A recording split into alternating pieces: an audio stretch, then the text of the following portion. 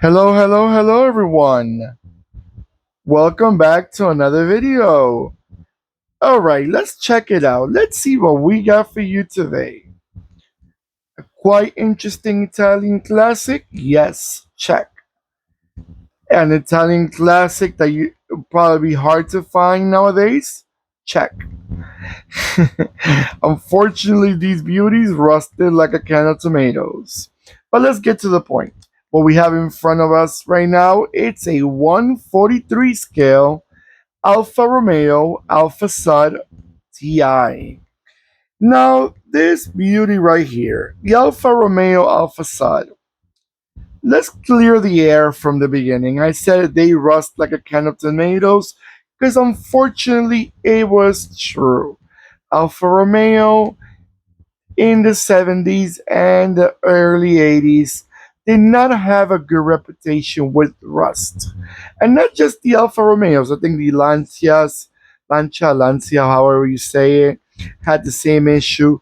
I'm not fully sure about Fiat, but I know these cars were notorious. And this beauty right here, they were never sold in North America, and we never had these. They were sold in South America because I am very familiar with them. These gorgeous little cuties. All right, let's do a presentation about the years. This car started being marketed from 1971 until 1983. Now, remember, the Alpha Sud also had a coupe version called the Sprint. The Sprint version was between 1976 and 1989. So the coupe version, they remodeled it and they last a little longer. But I'm very familiar with the Berlina. Well, they call this one a Berlina, but it's more like a hatchback. They had it as a 5 door, 3 door, like the one that we're looking at right now, and they had it also in station wagon. They call it the Giardina. So excuse my Italian. I did not take classes in Italian, so I'm just saying it how I think it's being pronounced. All right, now the TI, because I know some people may say, what does the TI means? The TI, I read it before and I was quite interested by it. The TI means Turismo Internazionale, or in English, Touring International. So it's like the racy one, probably like the more sportier version. Now, the one that we're looking at right now is the one with the quad headlights. They also had the two solid, total squarish headlights in the front. Those were the more common ones. These were not so common, at least to my remembrance, to my memory. Um, but I find this car to be such a beauty, such a beauty. I really, really liked it. I was mesmerized when I always like to look at the car, remember their story, and if I remember seeing them and what I remember about them, this is what when I look at these cars, it takes me to my youth, probably, even though I'm not born in the 70s, I'm born in the 80s. But it takes me when I was younger, and I remember seeing them on the roads. So, especially the cars from the 70s and 80s, and probably the 60s too. Cars from the 60s, I remember seeing them on the road. Okay, enough of my story. Let's get to the engines. Engines, you had a 1.2, a 1.3, a 1.4, and a 1.5. I love how they kept it to one little size difference from one to another. But if it worked for them, it's fine with me.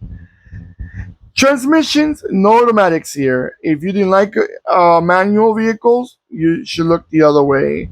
These were only manual. They had a 4 speed and a 5 speed manual. That is correct. All right, guys. I'm gonna let it go around a few times, and I'll be right back.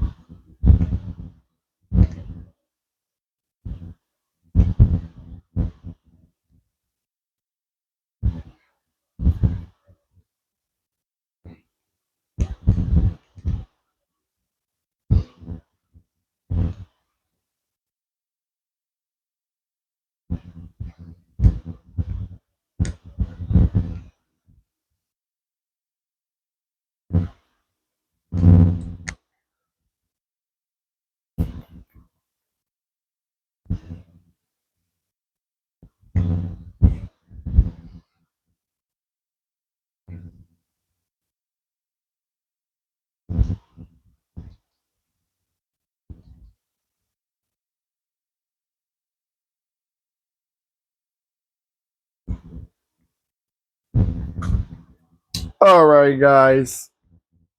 So just so you know, because someone may ask, the TI version, the one that we're presenting right now, it was the biggest engine. It was the 1.5, because obviously it was the more sportier.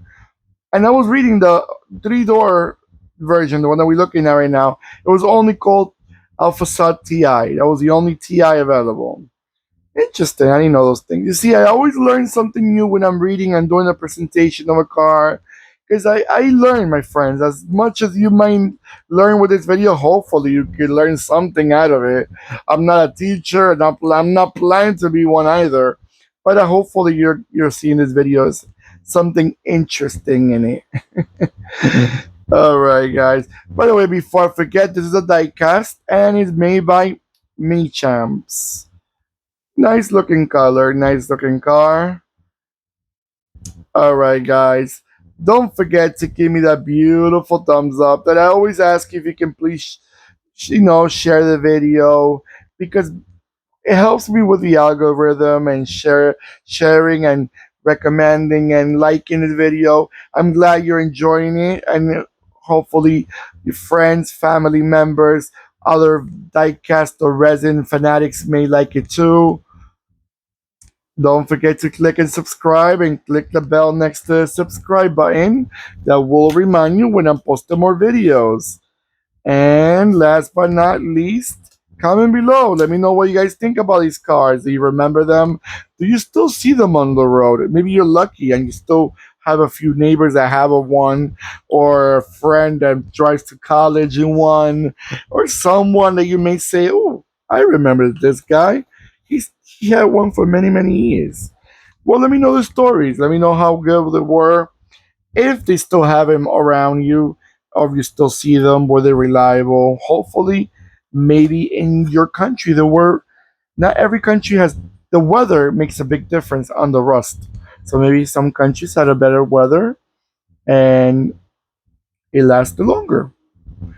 All right, everyone, take care of yourselves more than ever, and goodbye.